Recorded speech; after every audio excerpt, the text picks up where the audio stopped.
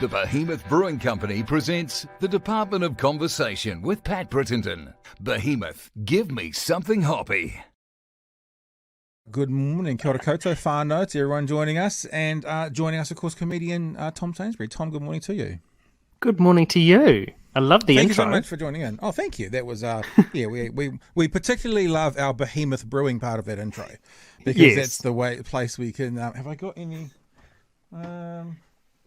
Give me something hoppy. I've got a box in there, but they're not open. So, and it is 5 minutes past 11 a.m. So maybe not cracked them quite yet.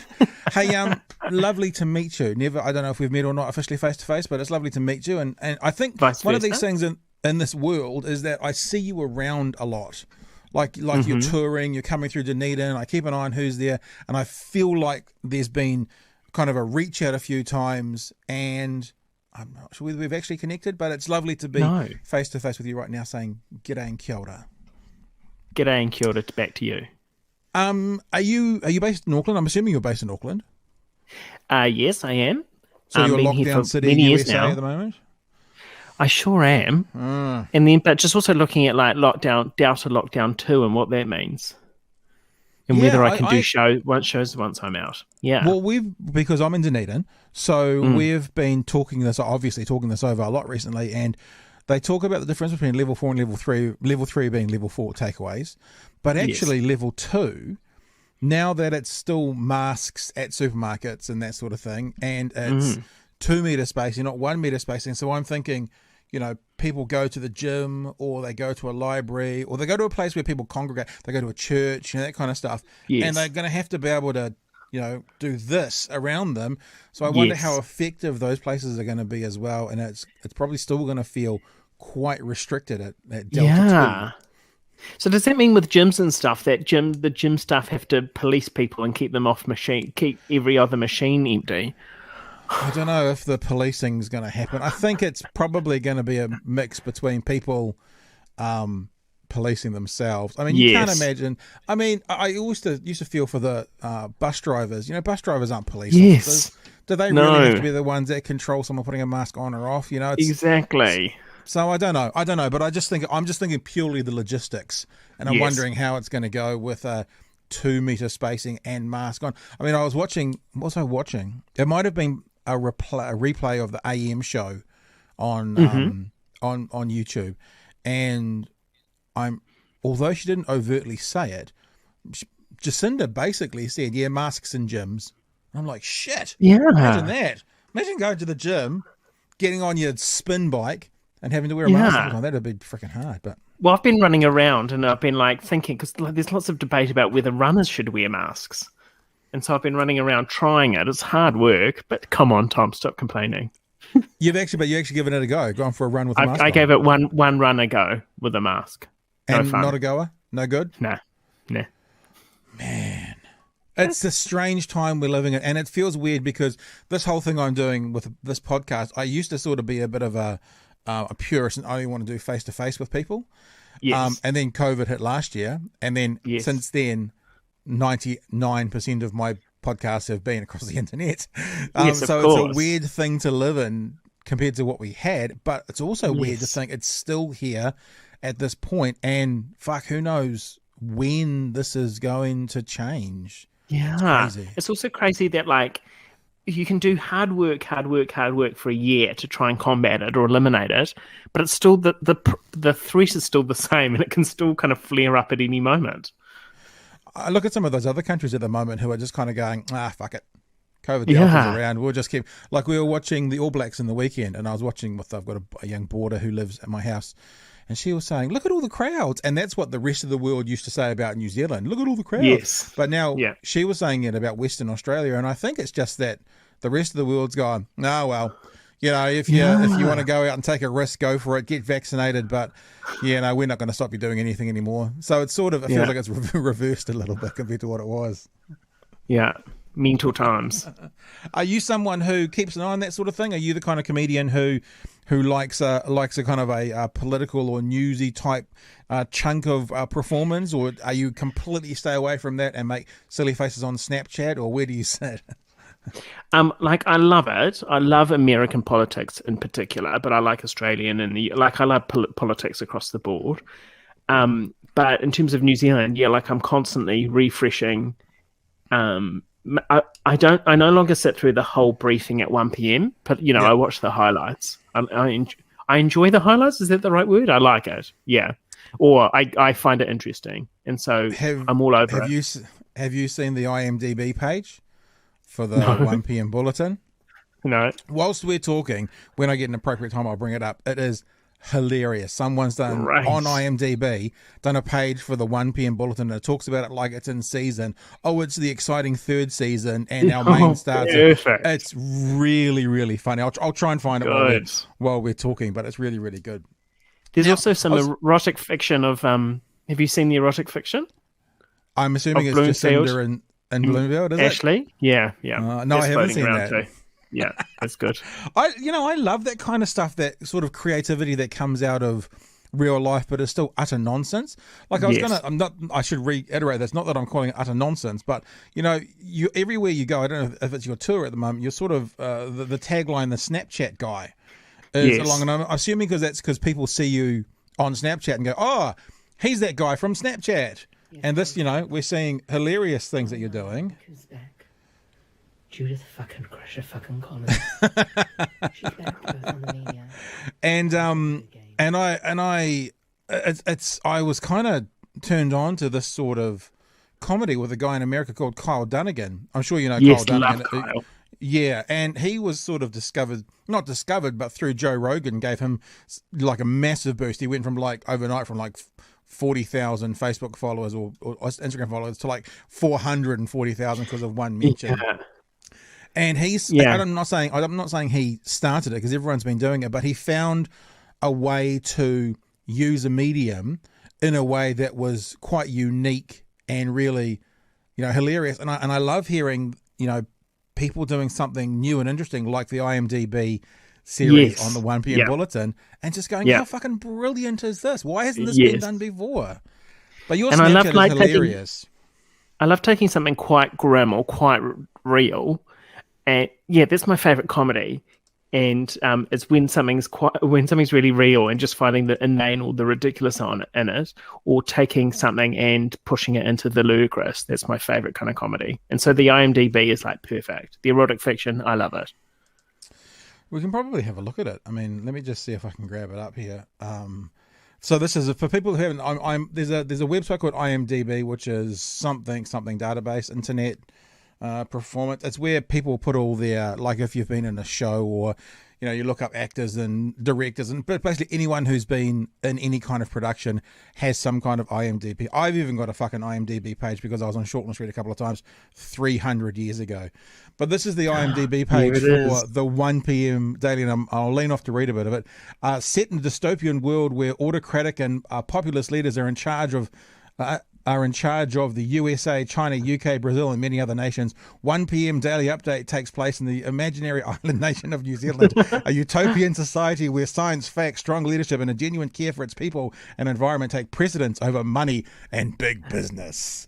It is so good. I'm not going to go through the whole thing, obviously, but just people look up 1 p.m. daily update, IMDb, and you'll get it. And it talks about the episodes, and it talks about the strong lead characters, strong female leads, and all this. It's really, really funny.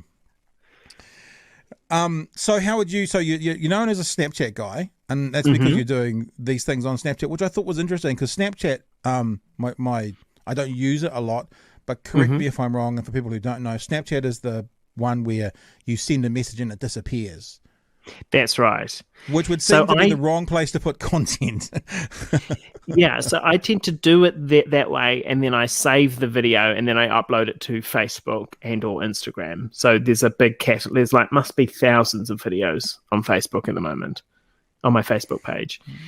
And the Snapchat thing, I don't know why I called myself that. It was just I just did it, and now it's stuck.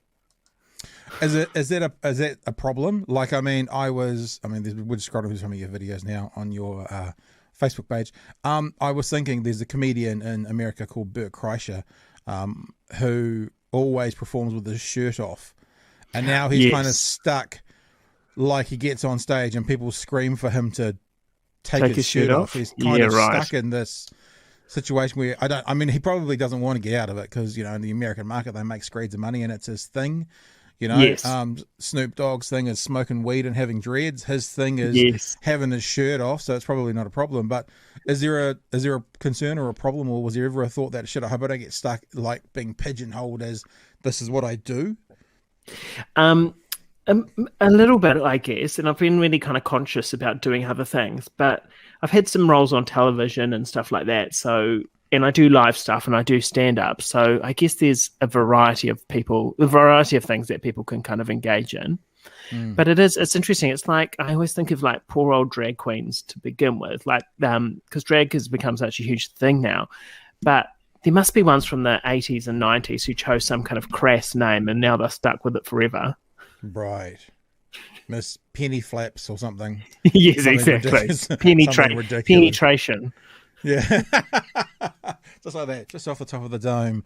If someone asked you what you did, though, and so many people are like, you know of the, I guess we're talking about more profiled comedians and stuff, and they have a path. That's what they are. Yes. They commentate on the news and current affairs, or they're surrealists, or they're just filthy, or whatever there are. When people ask you what you do, because in New Zealand we tend to have many hats on, and you've already talked about TV and live stuff and set up. How do you describe what you do to people? I usually just say I'm a comedian, because that's how most people would kind of know me. And then the next tier down, I'd say satire or character comedy. That's my kind of bag, but I do like doing everything else as well. But yeah, that's how I describe myself. So does the character comedy lead into other opportunities? Like, I mean, that's basically what acting is, isn't it? Taking on a character and showing it on screen in a different environment. Has that led to other? I mean, I know I want to talk about, give us a clue as we're going along, but actual more acting roles, that kind of stuff. Has any of that come your way? I think it's because people often ask me, like, do I get paid for doing the videos on Snapchat? And no, I don't. There have been opportunities where I can have like Patreon or the sponsorship and things like that, but I tend to avoid it just because even if people want to give me money and they're like, just carry on doing what you're doing, I don't want to be kind of beholden to anyone. So I do it all off my own back, that stuff. And people are like, oh, is that a very good business model? But it leads to all my other work, like I get, even if, like I do lots of kind of MC work or hosting events, and that would only have come about from having a profile on Facebook. And the acting work is more kind of, I think I've probably only got it from doing my Snapchat, I think. So really it's just it's kind of like a big kind of CV or show reel of my work. It sounds like what I hear when you say that is your Snapchat is like your shop front. It's like your shop window, showing your wares, and then all the. That's right. But all the money's being made in the shop, not in the shop window. That's right. You got it. That is a great analogy. I'm going to use it. You can, and you don't even have to accredit it to me. I'm interested in your thoughts around Patreon. So for people who don't know what Patreon is, because it's not known by everybody, it's basically a place where, let's say, creative people, creators, creative kind of content, who maybe struggle to get sponsorship or get monetized or make money off what they're doing, people can just go, look, we support what you're doing. Here's $5 a month. Just go and do it. And, you get 1,000 people who do that, and you can actually then kind of full-time make your content, or it's enough to at least put time into that content and resource into it. And it's often more for kind of the smaller producer of content, because if you're making content on TV3, obviously there's a whole bubble there that gets the sponsorship for you, finds the money for you, you don't have to worry about it. But it's for the small independent people more often than not. I'm interested into what you said about it sort of being beholden to they call them Patreons, to the Patreons, because I've never heard anyone say that before. Most people say the opposite. Most people say Patreon gives me the freedom to not be beholden, because I don't have to worry about advertisers or sponsors. I don't have to worry about, I can use whatever language I want because I'm not on a mainstream media. Can you expand on that a bit for me? Tell me your thought process. Yeah. I think it's like all credit to everyone. Like, however you can make the dime is great. And so people who do use Patreon, I've got kind of no shade there. I think for me, it's just all psychological and in my head. And there's a part of me as well that wants to be able to drop everything at any moment. I don't know what this says about me psychologically, but I feel I feel like if I wanted to stop doing the videos and just end my Facebook page tomorrow, I'd love to have that opportunity to be able to do it. Right. Okay. And so yeah, so that's it. So it's all in my own head rather than what the actual reality is. So it's more you want to have absolute freedom to do whatever the hell you want at any You stage. got it. And if you've got, Tim from Timbuktu, I was going to say from Timaru, that would have been a bit weird to have Tim from Timaru, giving you $5 a month, you might feel a bit kind of, well, Tim's been supporting me for 6 months, I better give him a few more months before I pack it in. Yes. Yeah, you got it. I think that's a really honourable way to look at it. I think most people would just go, oh, well, fuck it. If I stop, I stop, and they stop their payments. No harm, no foul. But it sounds like you're saying you would feel more obligated to the relationship to continue on for them, even if you didn't want to. That's the concern. Yeah, and I think it's also like I don't know if it's a Kiwi thing or what it is. Like I've done maybe 3 boosted campaigns through my page, and so that is where you ask people for a limited amount of time, you ask people to donate money for a project that you're kind of working on. And so I've done that for 3 projects, and every time I've done it, like it's just like I hate doing it. And then when I meet people, they're like, I gave you money for that. They're so happy to do it. They're like, yeah, of course. And there was one person that gave me thousands of dollars to do this project. Wow. And and I vaguely knew her, and I knew she came from a lot of money, so it was like no skin off her nose.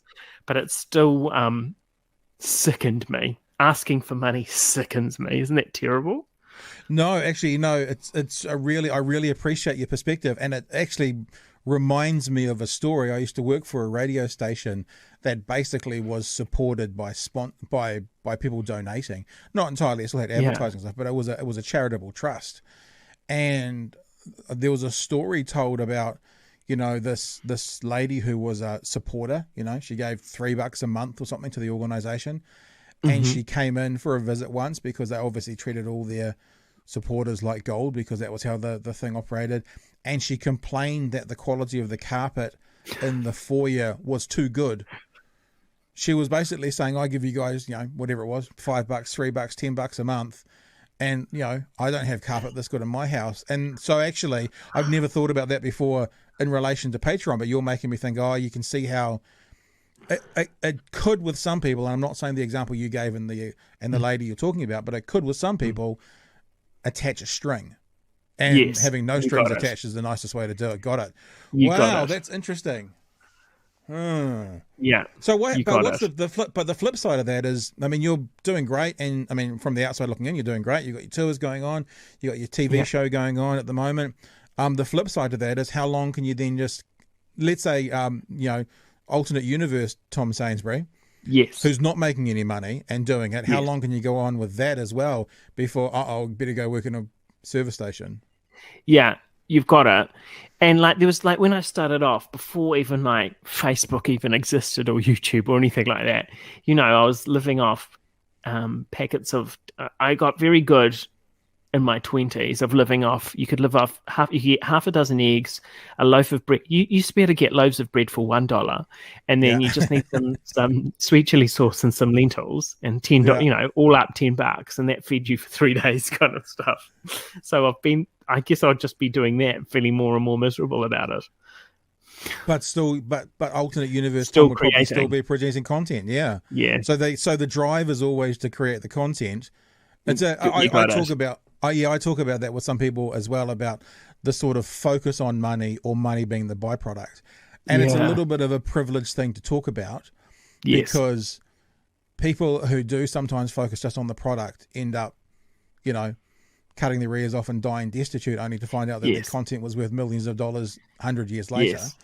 But this is in an ideal world, if the money can be a byproduct rather than a focus, and if you're lucky enough to have a product that then gets quote unquote bought, then that's the best of both worlds. You got it. And it's also like I am in a very privileged position. Like if things really bottomed out, I could go and live with a family member and they would look after me. Do you know what I mean? There's always been that safety net if things got really, really bad. And thankfully I come from a family that's very sensible and very financially frugal. So I've always, it allows me to take more risks than other people. But it's this thing, I've talked about people because I do make money out of this now, and people often question me because I guess most people would have like a more of a 9-to-5 job or something where they've got regular income, and they're like, is it frightening not knowing where your next paycheck's coming from? And then there's this kind of sense of either I'm foolish or I'm really brave. But for me, the times that I have done full-time jobs have just don't suit me and have destroyed me. So I think that me following my path is the path of least resistance, even though outwardly it would seem that there was more resistance, if that makes sense. Well, I mean, what I hear, and again, I love having these conversations, and I also love you having the ability to go, no, fuck off, Pat, that's not what I'm saying. But what I hear is there is a sector of society, and you might be one of them. To be honest, I might be one of them, that if you got into that 9-to-5 grind, that kind of lifestyle, it would basically kill you. You couldn't do it. It would the weight and the depression that would come with. And again, look, I get it. Don't need any tweets about this. Privileged position. Understand. Yes. I often talk about what I do in my street for the last 6 months. There's been people, replacing all the waters and sewage and all that kind of stuff. And it's like anytime I use an example of hard work, I'm like, I don't work hard. The guys at the end of the driveway, they work hard compared to them. I might work long hours. I might, I might have different stresses, like you say, about not having a regular income coming in, but I don't work hard. My even though I have a sore back all the time, it's not sorer because of my workload. In fact, my chair behind me is actually designed to not. I get to sit and talk to people and make things in my little studio whilst it's 3 degrees in Dunedin and the dudes are still at the end of the driveway digging fucking holes in the ground. There's no complaints. So I think perspective is a good thing to have as well. I hear you.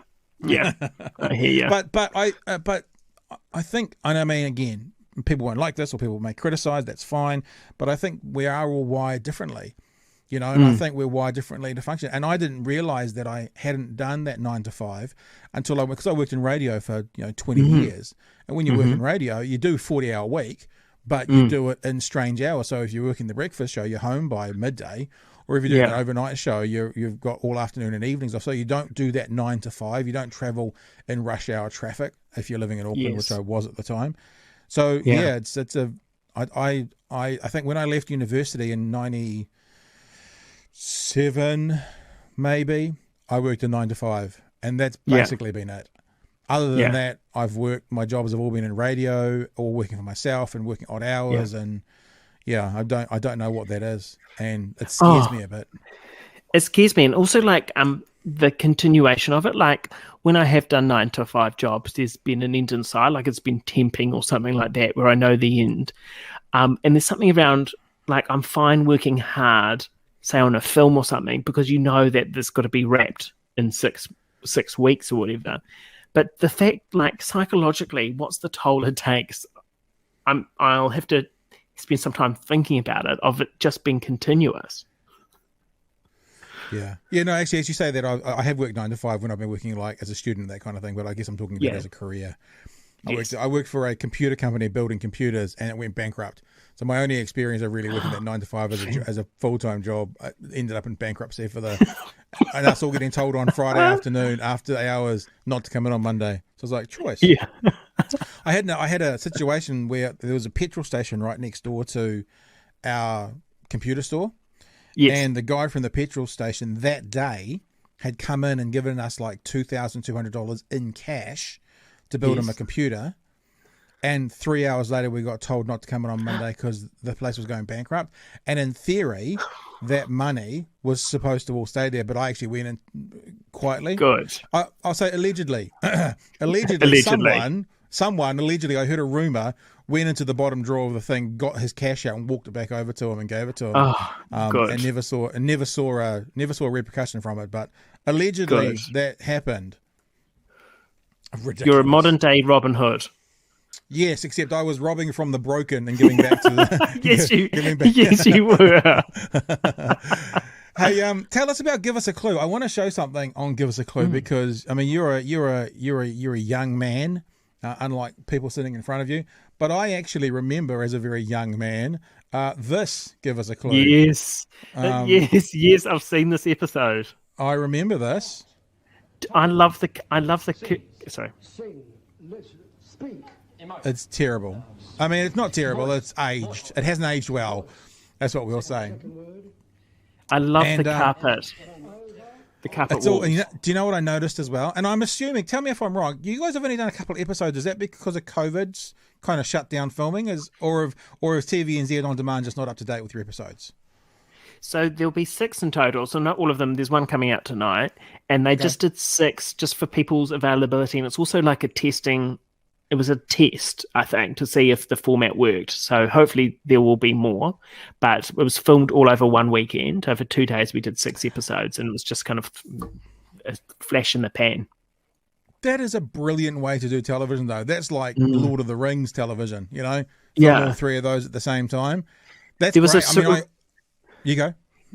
It was a surreal experience because, you know, once you got to the 3rd one, you're like, I don't know who, and you've got all these guests and you're like, I don't know, what have I talked to you about something? Is it?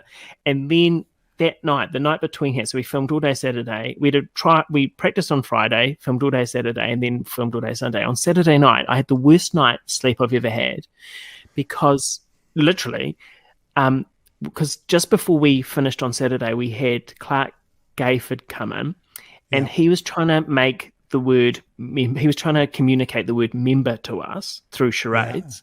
And we the mind's already going. He couldn't do it, so he was just standing there awkwardly for 2 minutes with saying nothing, racking his brain. He came out, he did pretty well, and then that night I went home and I couldn't sleep the whole night. I was just tossing and turning trying to work out how I would have done member, and like not like I wanted to solve it. It was like my subconscious had to process this before I went to sleep. Oh, I get it. I mean, it's like, it's even sometimes, I get this a lot where you kind of go, oh shit, what's that word? I can't think of that word. And then at 2:00 in the morning, it's like, oh, Topsy, I remember that word. When you wake up in the middle of the night, or whatever it is. I have it with actors. You're like, who is that actor? Who is that actor? Yeah. Oh, Where do I know them from?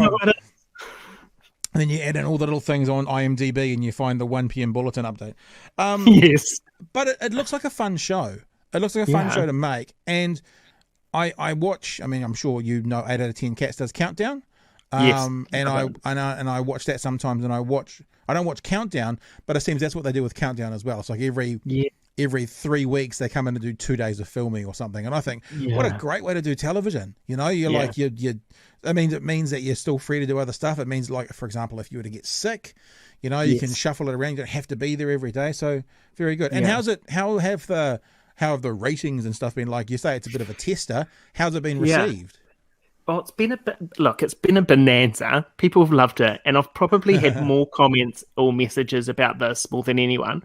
But the general tone, you'll love this. The general tone of the messages have been like, I'm really surprised I like it. Or I don't think I'd enjoy it. Compliment. Yeah, backhanded compliment. And then people are like, I hate to admit it, but I'm a real fan. I'm like, okay. But I think because it everyone knows charades, everyone kind of gets it, and people can kind of do it at home, and their kids love it, and like they found out that lots of families are watching it with their kids. Wow, that's interesting. I wonder if and like she's now a colleague of yours, so I guess I want to tread gently a little bit, but I wonder if people are saying, I don't know if they're going to enjoy it because of Paula Bennett. Yes. You know, Paula Bennett is 100%. a divisive character. Like I noted something down. I was watching the 2nd episode and I noted this down. She said when she was talking to you boys about not having the word berry get through at the end of like the 60-second or whatever, she's I didn't because the bells were, and she said, I have to be fair. And I thought, oh shit, I wonder when that started. Because it doesn't seem to be the case for a political career. It doesn't seem to be the case, but now she has to be fair, apparently. Yes. And it was a team of, I think, of white men That would be national. Yes. National she should be supporting you guys more, shouldn't she? I would 100%. think anyway. 100%. For you, was there any sort of like you say, you like news and current events and you keep an eye on it. She was a polarizing figure, and a certain sector of the political world don't like her politics. Yes. Or didn't, shall we say? Do you have to think about that at all? Or is it just for you, it's a show and they get to cast who they want? Well, for me, it's like, because I've parodied her, I've played her as a character and a lot, and I just think that I'm kind of fascinated by her. So for me, it's more a time for character study, and yes, she's polarizing and all that kind of stuff. And I have had messages, it's like, why are you giving this woman a chance? But I'm like, my opinion is that I don't think she can do any more damage. And also, love her or loathe her, I do think she's an interesting character. And I'm kind of like really fascinated by humanity. So I'm kind of like the politics aside. And I'm sure that her divisiveness was a reason behind her being cast as well. Well, I actually think, whether people love her, I mean, I personally think the politics was atrocious, whether it was releasing beneficiaries' details or whether it was, not signing on to a gun law, ironically, and just by chance, not long before the Christchurch mosque shooting and that kind of stuff.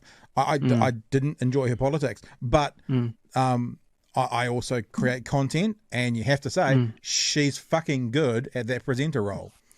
So, you can't, you got to give credit where credit's due. If people find, I mean, like there's probably people, I mean, we sometimes hear about the lovely Hillary Barry's negative comments in the, from the viewership. There's probably some people who turn off because of Hillary. I'm sure no one turns off because of you, Tom. No, I'm sure they do. I'm sure there must be some people who turn off because of Paula Bennett. But when you just look at the show itself, she's a good host. So if that's all that matters, maybe I'm shallow, because when you're in this sort of the outer edges of this industry, maybe it makes me a bit more shallow. But I don't know. It's interesting just to think where the people, like, I mean, you talk about Clark Gayford being on. I mean, I'm sure that Paula Bennett gave his wife assholes on numerous occasions. Yet he goes on the show. I'm sure when that episode comes up, the country will be going, oh, this will be an interesting thing to watch. Yeah, definitely, absolutely. And it was interesting just watching their kind of dynamics. They were just both very, very civil and stuff like that. He was more, it's so interesting watching these people because they get so invested in the game and how to play it. And you're given a little booklet beforehand on how to play. Oh, cool. And then they come and they have a little, so while we're filming one episode, the people for the next episode are being just trained on, just reminded on all the signs that they have to do. And so just the energy of wanting, and they're really competitive and they get really invested and want to get into it. I mean, it's a joy to watch, especially once we've done a few where we know the formula. I remember from my childhood some of the signs, right? And there was like, obviously there was the. Yes. And there was little word it too. And, yes. And if you did that, it was like, maybe it's a little word like an A, like at. But this one I haven't seen yet. This one here. Do you guys use that? Is that past? Tense? No, that was and. Oh, no, we haven't done that one. So in the old series, that one there would be and. I don't know why, but I remember it very clearly that was and.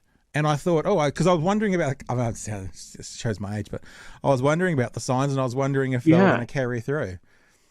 But no, so not that's not a sign. But this one here, where you throw it over your shoulder, makes it a past tense, and honestly, that's a lifesaver sometimes.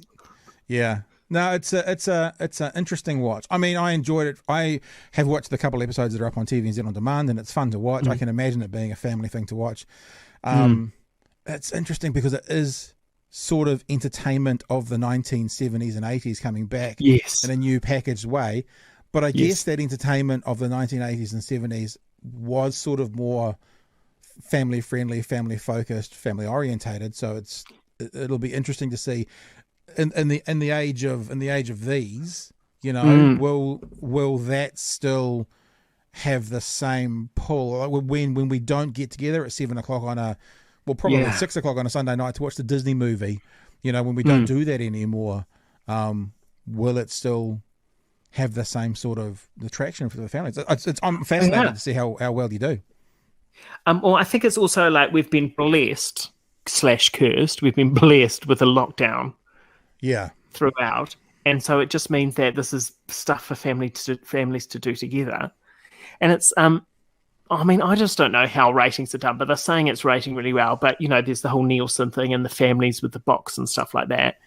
But I think like if you go into rural New Zealand, Yeah. I think TV is still a big thing, like the actual television.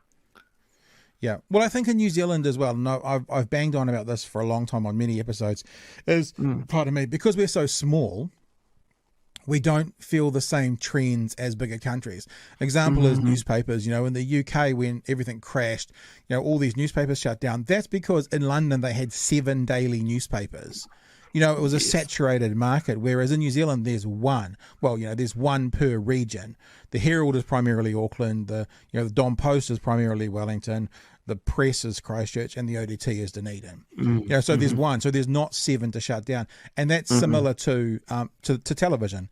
We have and even radio. Although we do have a saturated market of radio, but we really only have a handful of what would be kind of heritage brands, radio stations that have been around for a long time. So I think what you're finding, perhaps, and this is just really anecdotal observation rather than hard data, is perhaps the over 40s, over 50s are as invested in television as they ever were. Perhaps. I mean, I'm a Gen Xer, right? So maybe boomers are still television, and that means they bring their kids and grandkids on, and millennials aren't. And those of us in the middle are kind of have a foot in both camps. Like I still watch TV, but nowhere near as much as online or Netflix or something like that.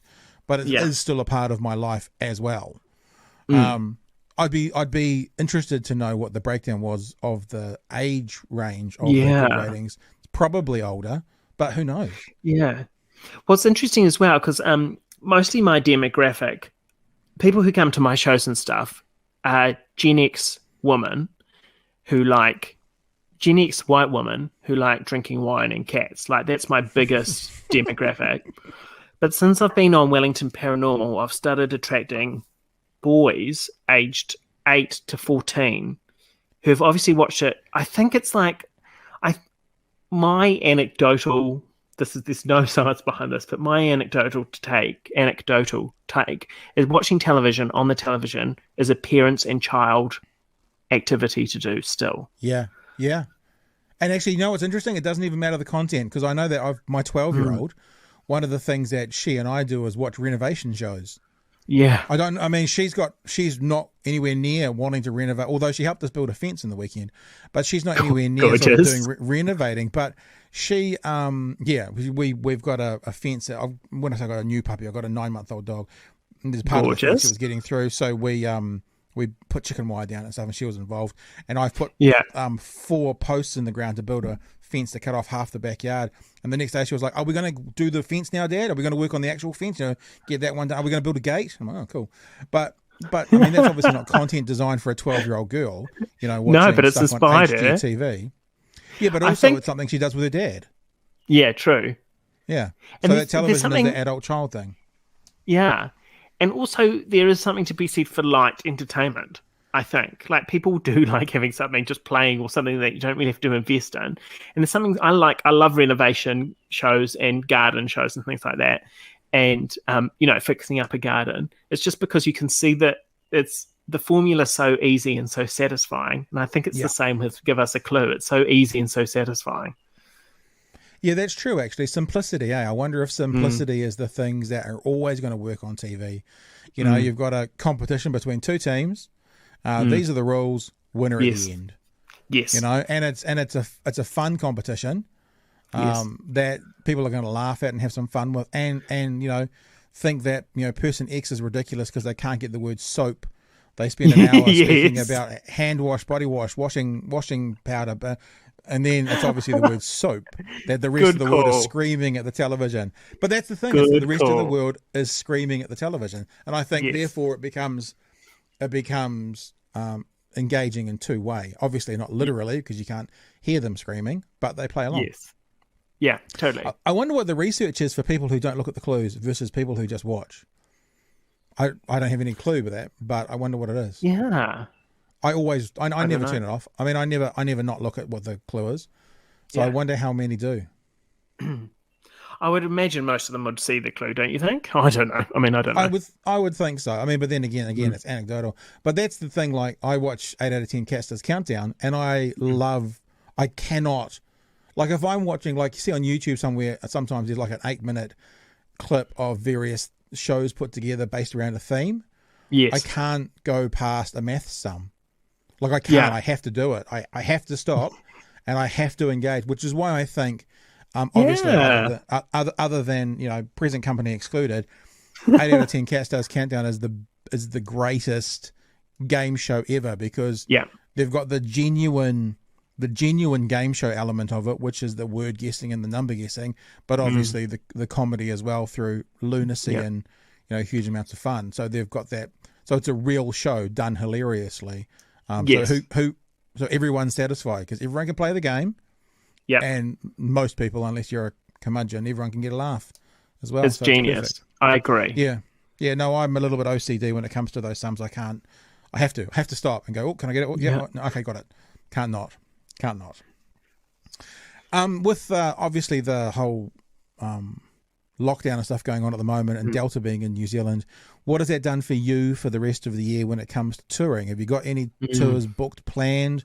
Your comedy, your stand-up comedy around the country, because that's, as I said, I see when you're coming through Dunedin. Is there anything at the moment that's, assuming all things go well, still in the pipeline?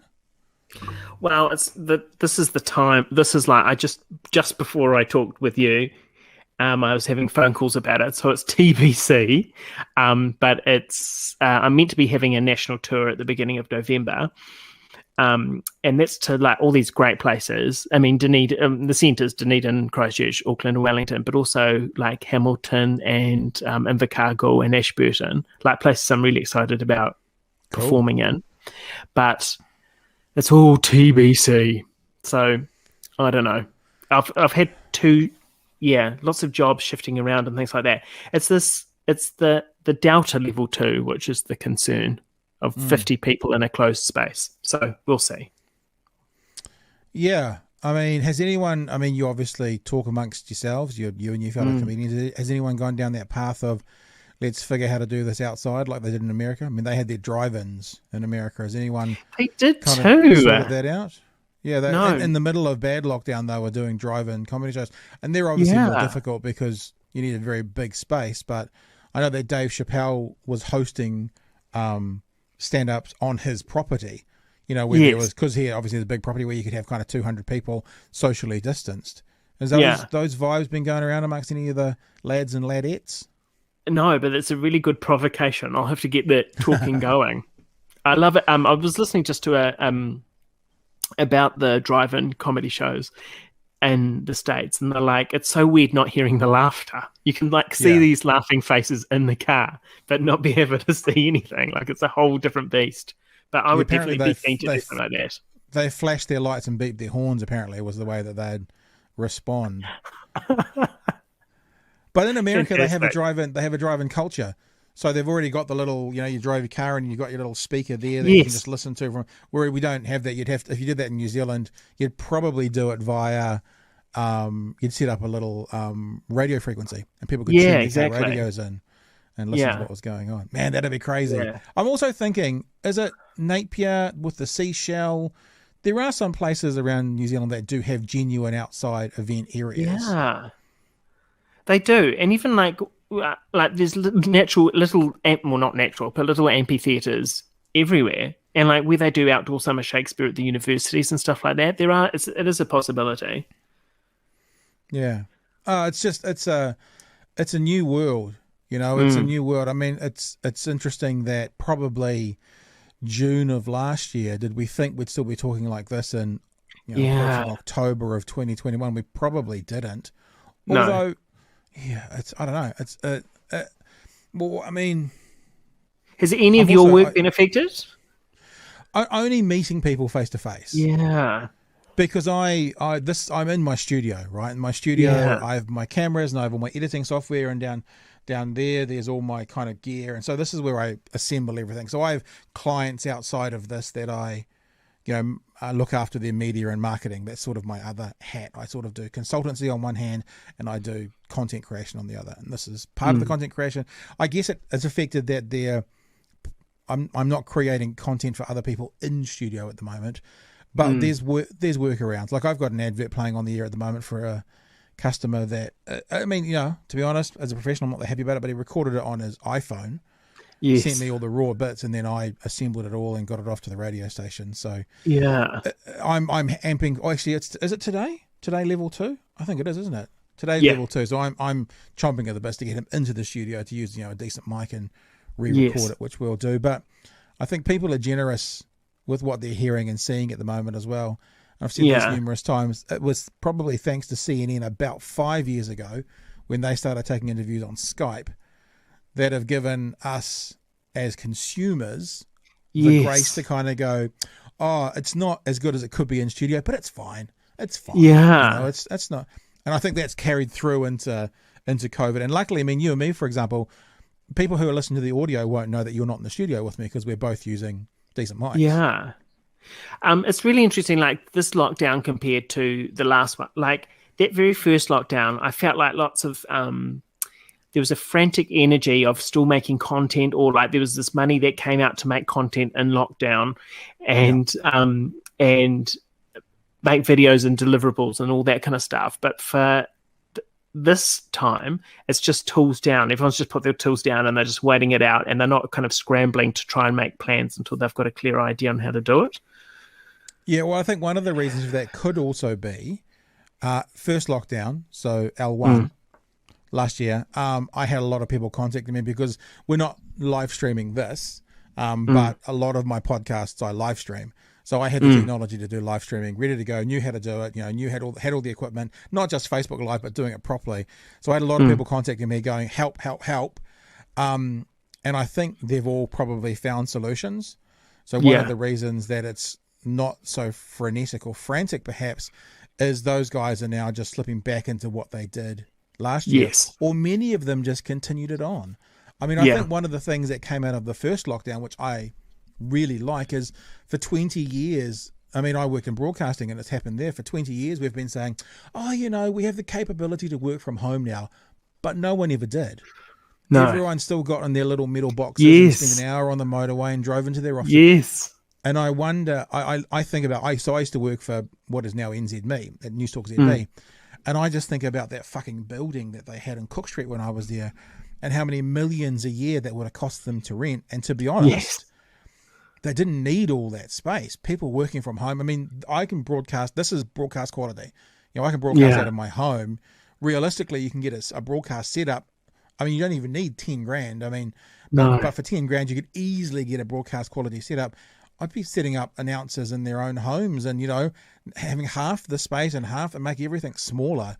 So I wonder, I got the feeling last lockdown that might be something that would come from it. Yes. However, I wonder if it's just gone back to business as usual for most people, getting back into their boxes and back into their cars and back into their studios. Well, again, anecdotally, all my friends who have got the 9-to-5 jobs, they're like, well, at least one day a week is working from home. Like they organise meetings for the Tuesday, Wednesday, Thursdays, and Fridays and Mondays tend to be a lot more kind of casual, or Zoom, or meeting, whatever they call it, Microsoft meeting.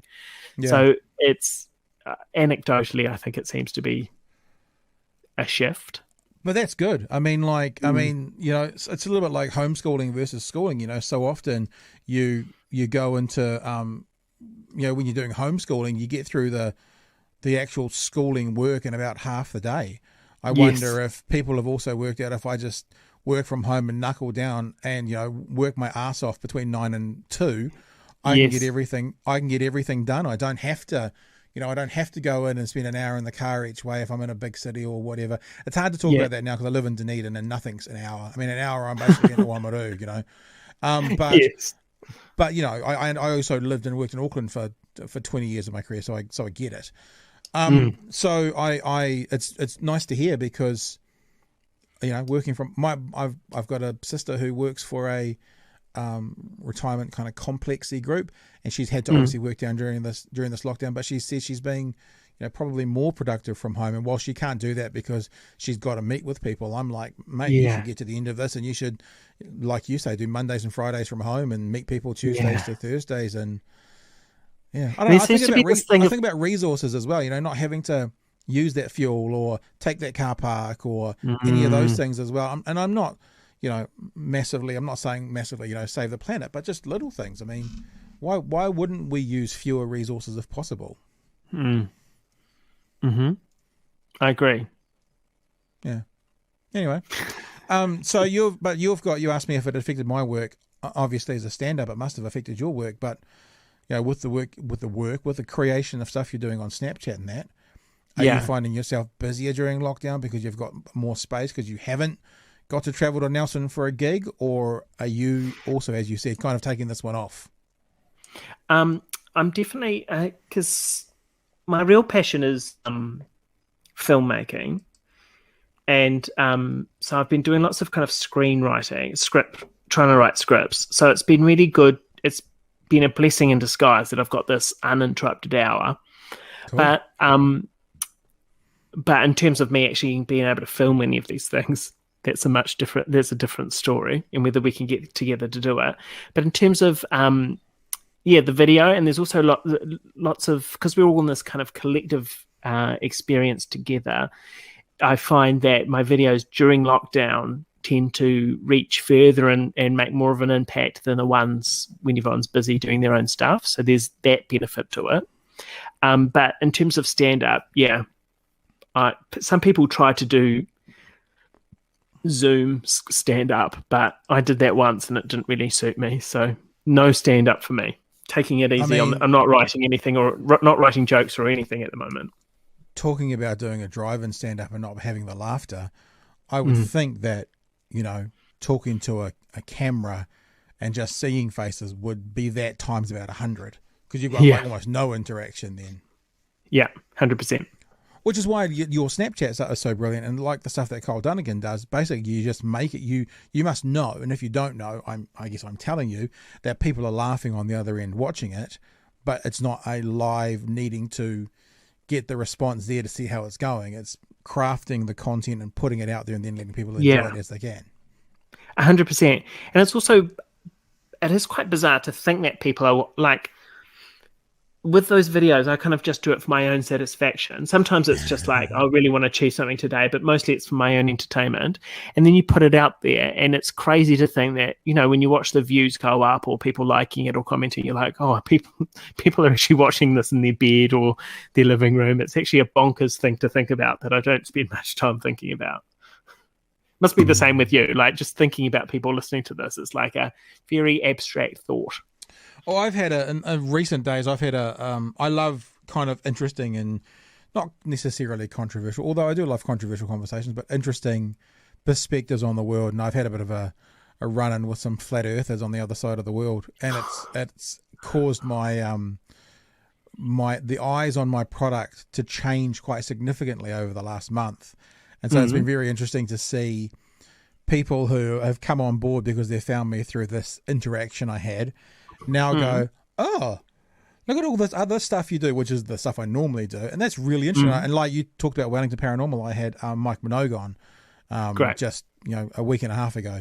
And one of the guys that I've been talking to over in the UK about flat earth stuff is the hugest Wellington Paranormal fan. He's like, oh my God, you spoke to the guys from oh my God, So it's interesting then to see how content and stuff goes around the world and how, you connect here and here, and these two things are together. Like we've talked about, I see what you do and I love what Cole Dunnigan does, and you connect those things together, and other people won't know who Cole Dunnigan is, so now they go look him up, or you didn't know what the IMDb was about the, so you'll go look that up, and it's sort of, it really is that new marketplace. It's that new community where we're going, hey, check this out. Hey, check this out. Hey, look at these things connected. And you know, it's very cool. I enjoy it. Two things on that. First of all, I was introduced to Kyle Dunnigan from my favourite television show of all time called Reno 911. Are you familiar with that show? Yeah. So I love good the at tight it. pants. That's the funniest part about that show. And then speaking about overseas, like my best video ever during the very first lockdown, I did one of a character who was trying to cut their own hair during lockdown, and just the haircut got shorter and shorter and shorter until it was just this big shaggy mess. And it erupted in South Africa of all places. So I was getting all these messages from people like it really connected with South Africans. So I was getting all these messages from like thousands of people in South Africa were watching it. It was hilarious. What's even weirder is, like, as you're saying that, I'm reminded of a clip that Kyle did where he's got that character Craig, and Craig cuts his hair and keeps getting shorter and shorter. It's a very funny clip. What I also find fascinating is when you don't know where something's getting traction from. I spoke to a woman who they call the female Bear Grylls, Miriam Lancewood is her name. She actually lives in New Zealand, but I think she's of Dutch ancestry, like origin. And every month it's like several thousand more views. And I'm like, yeah. And it's my most watched full podcast. Yeah. I have no idea why. Obviously, every now and again she pops up in news in some part of the world, and then people find her. Like I did. I had a chat with Ian Smith after one of the All Black games, and we were talking about a red card giving to an Australian rugby player. 5,000 views, just boom, because and South Africa and Australia were the places that was getting hit. So it's always interesting to see when that kind of thing happens and where it's picked up. Like I have the Miriam Lancewood one, I'm like, what the fuck is going on here? I have no idea. The one with Ian Smith I kind of understand because sports is a big thing and it was an important issue from that game. But I love that kind of thing, like why are people watching this? What is going on here? What algorithm has been found to make this go to the front of people's lines? It's very strange. Yeah. Hey, well, look, if people want to find out more about you, what's the best thing? What's the best way for people to get you? Is it Snapchat? Is it Instagram? What's the best way for people to connect and see more of your stuff? Instagram or Facebook are the good ones. Instagram or Facebook? Just do Tom Sainsbury and it'll come up. And of course, give us a clue. Now, for part of my ignorance, this is my ignorance to not really watching a lot of television. I've been watching Give Us a Clue on demand. Yes, it's on the actual telly as well. I know that sounds weird. That's right. Yeah, Wednesday evenings, 8 p.m, 7:30, one of those times. So Wednesday evening at your Wednesday sort of top time to watch television. Yes, you got it. When you're in Dunedin, it would be lovely to. I mean, I always kind of think of the thing. One of the things I like about doing this podcast is, I talk to anyone, anywhere, anytime. So when you're in Dunedin, and it'd be lovely to catch up. If you're interested in having another chat, you can come into the studio and see our hand-painted native bird wallpaper. Perfect. And other than that, it's been an absolute pleasure having you on. Thank you so much for giving us some time. And thanks for having me. I hope you get out of that lockdown in Auckland super soon. And I hope we all get out of this. I almost said COVID crisis. Is that the right word? Anyway, whatever it is, let's go for that as quickly as possible. But for now, Snapchat guy Tom Sainsbury, who does not necessarily take his shirt off on stage, that's someone else. You wouldn't want that. It's been a blast. Thank you very much.